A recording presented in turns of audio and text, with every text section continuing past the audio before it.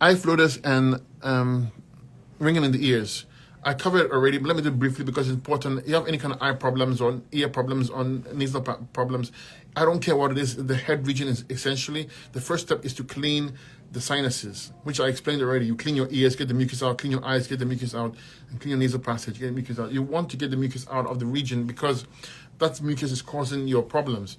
Ring in the ear, you have excess mucus applying pressure to the blood flow and nerve flow. It causes ringing, okay? And eye floaters is literally two things. Number one, you see actual eye fluid is mucus, strands. Number two, it could be leading to retinal detachment, destruction of the nerves. So in every case, you get the mucus out of the head region. Number two, change your diet. You cannot get good results unless you change your diet, okay? So I love lemons for any kind of sinus, respiratory problems, or head problems because it acts really fast. Go on a lemon only cleanse and it feels like you're melting things away. It feels like that. Mucus comes out quicker. Lemons are my favorite tool when it comes to the congestion of the head or respiratory problems.